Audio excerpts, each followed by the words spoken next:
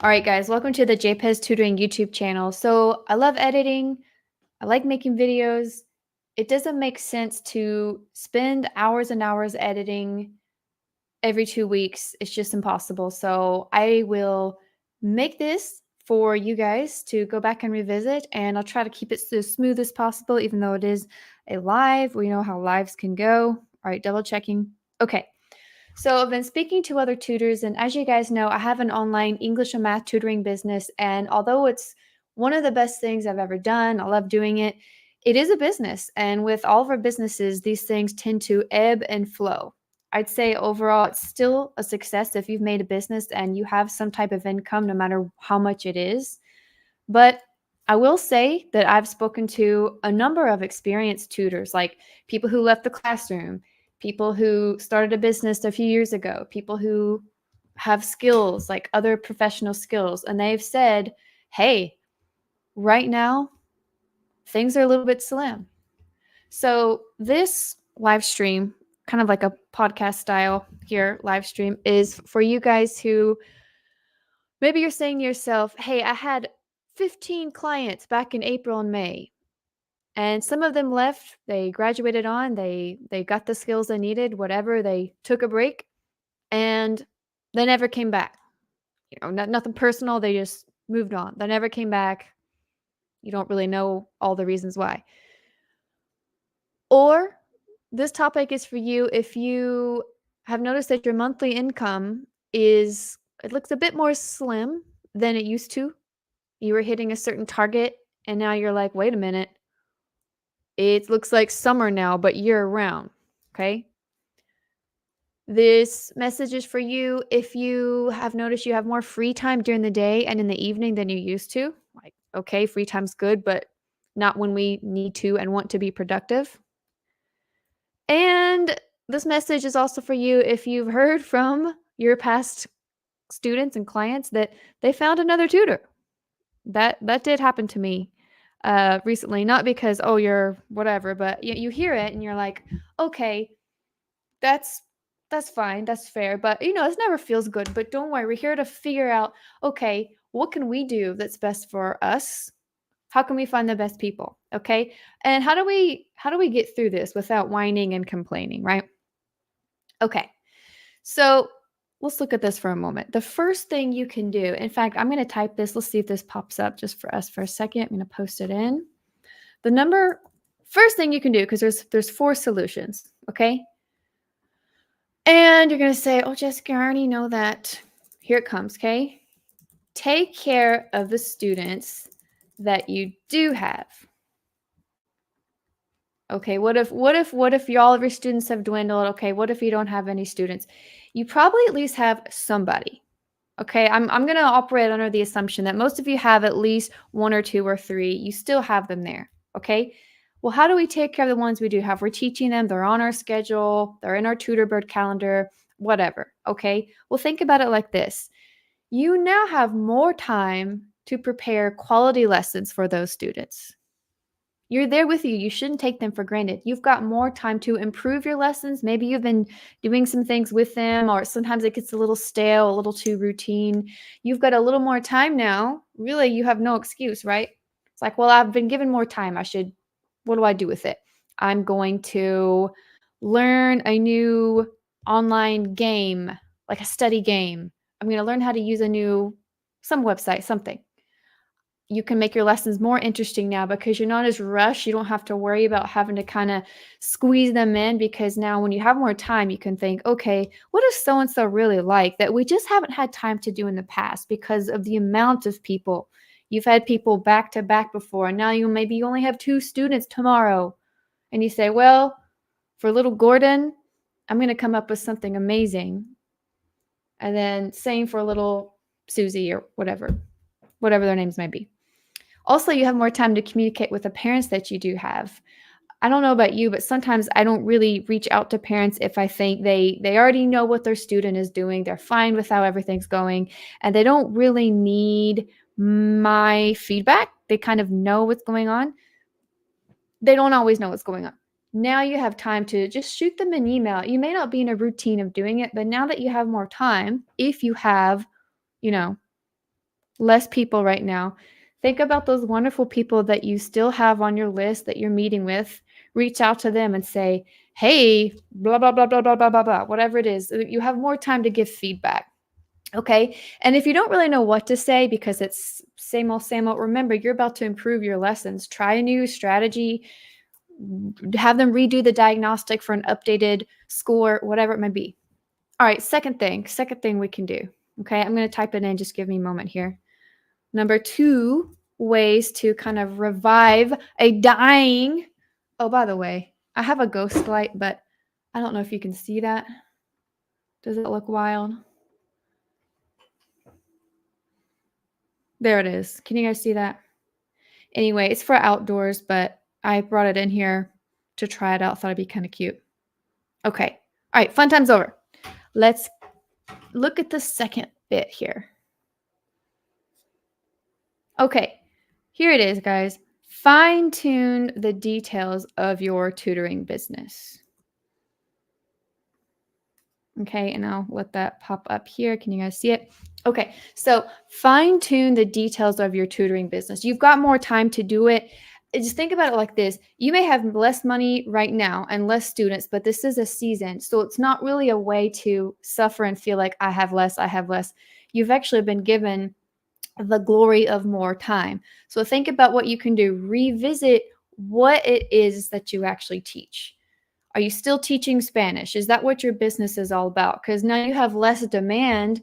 Okay, maybe you need to do a little bit of flexible engineering. Let's fine tune and say, okay, well, I think, you know what? I've been teaching K through 12 Spanish.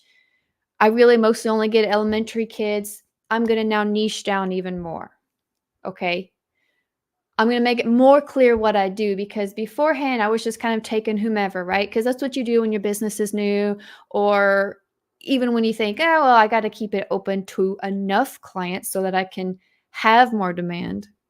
So be thinking about what it is you teach. If you've offered, let's say, math, high school level math, and you've on and off tutored ACT, but you hate the ACT, now's a good time to decide, I'm not going to do that anymore. I'm going to make sure the content on my website, the content on social media, which I'm going to get to in a moment, I'm going to make sure that that is there's no if maybe.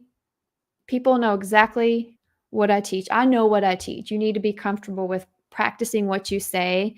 What is it you offer, how you help, all of that. Because sometimes when you're so busy, you're like, well, I have 5 math people. Like for our business, we might have some math students and we have some English, and we've had an SAT student or two. And sometimes it comes off as confusing. We're English and math, but there's all these nuances. Figure out a way now, while you have less clients demanding your time, figure out a way to actually fine tune what it is you actually teach. Your why. I hate when people say that. Know your why, but it's got some practical bits to it, doesn't it? Okay. In the same vein here, from what I'm talking about, you need to think about your onboarding process. You've got time now, right? What's your onboarding process? It's when the client comes to you, you meet with them, you guys work out a schedule, they pay you, you evaluate their students. See how many steps that already is? The process of getting people in, teaching them, letting them know what the schedule is, all of that, getting their information, getting their payment information so that you're charging them the fair rate that they've chosen you for. That is so important. It needs to be simple. Your onboarding process is so simple. And I feel even experienced tutors are always refining that. I talked to a highly experienced tutor the other day, and she said, I'm still fixing things. I used to have a Google form that took down name, phone number, school, what your tutoring goal is, what score you want to get in an ACT, whatever. But you've got to figure out eventually, as you keep on tutoring, you'll realize the information you need versus the info you don't really need. Okay. You might learn how to use a new bookkeeping system like Tutorbird, anything that helps you maintain your business and make it better. And you might say, I don't need any new tools. I barely have anybody now that's creating demand. It doesn't matter. Now you have time to learn something. If they've been using something that has worked for them, learn how to use it now. Okay. You've been given, remember, the glory of more time. Okay, this one was one of my favorite ones. You now have time to do a social media reboot. Social media is still free right now for the most part. I'm not talking about ads here. I'm talking about if I go to your tutoring business, let's talk about I'll go to the website later. Let's say I go to your social media Instagram, or if you have a TikTok. I'm still not using it. We'll see how long that lasts. Your Facebook page, your Facebook group. If I go to that, I need to know exactly what you tutor. 1 second. You're used to what you have, right? You look at your stuff and say, well, here's a picture of me teaching a student. Here's a picture of me holding a book. And I'm saying this because this is me. Okay, this is my business. I have all this. If you can get a friend or a stranger to look at your social media and have them say, hey, tell me your impression. What do you see? What do I teach? How do I help students? If they're looking, if they're scrolling and they say, and it looks like it's education-y, you teach, if it's kind of vague, you can now use this time to go and plan, get creative and say, what can I make on Canva that can display more of how I help? Because honestly, that stuff is fun, creating stuff, taking photos, all that, but I hate doing it when I'm busy. The little thumbnails and pictures, professional photos, that's like not fun to do when you are super, super busy, is it? You've got 15 to 20 clients and someone says, oh, your social media, you haven't posted in 3 months. Well, you see, you know what? My throat's dry. One moment. Okay, I'll speed this up for you. Comb over your website. This is still, by the way, in step 2, comb over your website. This is really important because the website, that took me a while to actually set up. And then I realized that thing is just sort of an ongoing process. Maybe you have a website welcome video. Maybe you have FAQs that are outdated. Oh, maybe your pricing is outdated. You think, you know what? Now that I'm going to pour more time and energy into making my business better, I deserve to charge more because I will be offering more to the future clients who come my way. Okay. So again, have a stranger. By stranger, I mean, somebody that maybe a family member or somebody who doesn't really know what you do. Say, hey, can you tell even what I do? What does my business offer? Look at this website. Is it too wordy? Is it too much like a resume? Is it not enough about the client? Because it's about the client, what the student and the parent are looking for. It's not about, well, I went to Harvard and Georgia Tech and whatnot. Okay. All right, point three, let's get to it. Point 3 is one of my favorite things to do. I do this no matter how busy or how not so busy I might be, but it's easier when you're less busy, and it's this one. Collaborate. I'm just going to say collab. Collab with other tutors. Collab with other tutors. Oh, but Jessica, other tutors, they're my competition. Are they? Are they really? You know how many online reading tutors I know? Online elementary. I don't compete with them because I don't teach elementary. See, I hardly ever have. I might sometimes have an upper level elementary student. And you know what? I don't teach them how to read. I'm helping them from that level onward. They know how to read, they're doing new things. So, and sometimes, let's say technically, I know some math people as well. We offer math. I know plenty of math people who, well, let's just put it this way. We don't offer advanced calculus. I'm always hoping that there's some other tutor friend out there who teaches the advanced calculus because we just don't usually offer it. So collaborate with other tutors and say, hey, I need you to help me make something on Canva. Let's meet together. Let's meet on Zoom. Meet for a coffee date.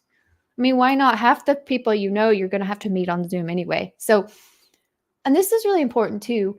Tell other people what you need. Tell other tutors and say, hey, if you ever have anybody come your way who needs this and this, well, I offer that. I have some availability. That's a good way to say it. If you've got nobody right now, just say, I have some availability. That's not a lie. You may not want to say, "Oh, I've got nobody. I've got no client. I've got one client." It's nobody's business really. It's about what can you learn? How can you keep growing with what you do have? Tell people I need somebody from this age range to this age range with who's struggling with this area. Let me know. I'm looking for, biology, ninth to 10th grade biology, and maybe they struggle with vocabulary, whatever it is. Okay, tell people, because honestly, I know a lot of tutors, I forget exactly what it is that they tutor. Because we talk about like a lot of business stuff, how to make videos, how to post on social media. We don't always, you know, talk about the exact client, right? Because a lot of that's personal anyway, student client stuff. Go live with them, make videos with other tutors, because when people see you and they hear you with somebody else, they'll associate you with somebody who's actively teaching you, and you're seeking clients. They're going to see you and say, "Oh yeah, that's so and so. What do they teach? Oh yeah, they teach blah blah blah. Okay, I'll remember them next time somebody asks me about their subject area." Okay, I mentioned the coffee date thing. I have that written here. The fourth thing, the big three I've already mentioned, but I will say this one right here. Let me just copy paste it so it's easier for you.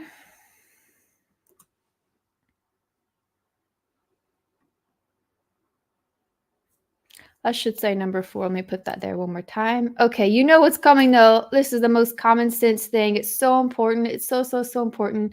Revisit your old contacts and checklists. So that's two different things. What do you mean? Jessica, my tutoring business is dying. The clients I once had, they're gone. They don't want me anymore. They're done. The place I used to work, I put that behind me. I threw away old lesson plans, so I don't teach. Look at people you used to work with, people who have successfully brought you clients. Reach out to them and just refresh it. You don't have to feel it doesn't have to be like a politician. You're not asking for their vote. You're just saying, "Oh, hey, I haven't talked to you in a while. How are you doing? Yeah, these days I'm kind of looking for this type of student, this type of student. Do you know anybody? If you do, let them know or let me know. I'd be happy to help. I've got a few openings for this and this. Let me know. I'm still out there. Okay, here's my website. I want to show you my newly updated website. What do you think? Yeah.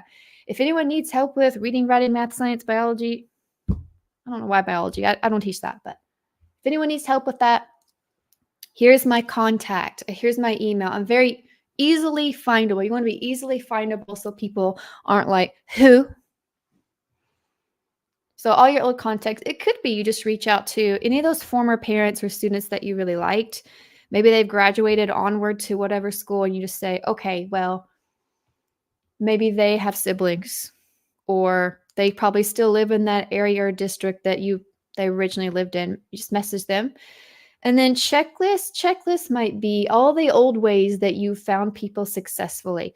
That means calling a couple school counselors that you know. Say, "Hey, I'm so and so. Is my name still on your tutoring list? Somebody told me I should check." Just say, "I told you." Because sometimes you're like, you may not know what to say. By now I know what to say, but it's not like my favorite. It's probably not your favorite thing to call up and say, "Hey, I'm an outsider who can help, but you got to pay me." Just don't get hung up on that. Just say, "I know Miss So and So who works at your school." Any contact that you know, any way you can get your foot in the door will help. And I know this because we recently got a new client who came from a school in which, well, we have a friend who works there, but honestly, we haven't. I don't think the friend is not the reason we got the job. Maybe a while back she vouched for us. And nowadays our name is just still on that tutoring list. And they said, "Oh, hey, do you still want to be on our tutoring list?" Why, yes, of course. Even if we're booked, I say, keep our name there.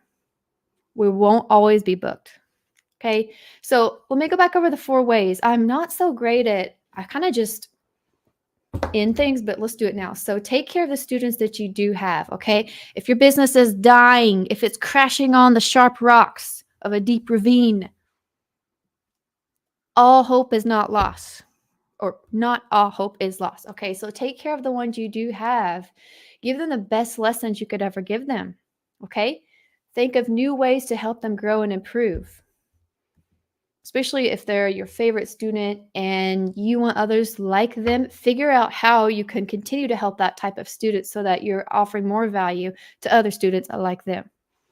The second one, fine tune the details of your tutoring business. That's going over your website, your social media, anything and everything that is outdated because you used to be too busy. Remember when you've been too busy and stressed and you just said, "Please God, give me some free time." Well, now that you've got free time, you can use that. Okay, so fine tune all the details. Collab, number 3, collab with other tutors. Oh, that's fun to do. Other tutors are your friends, they're not your enemies. Okay, other tutors, you can meet with them and say, "Do you know any high schoolers who need help with writing essays? I love helping students with that. If they ever ask you, let me know." It's just stuff like that. You don't have to be demanding.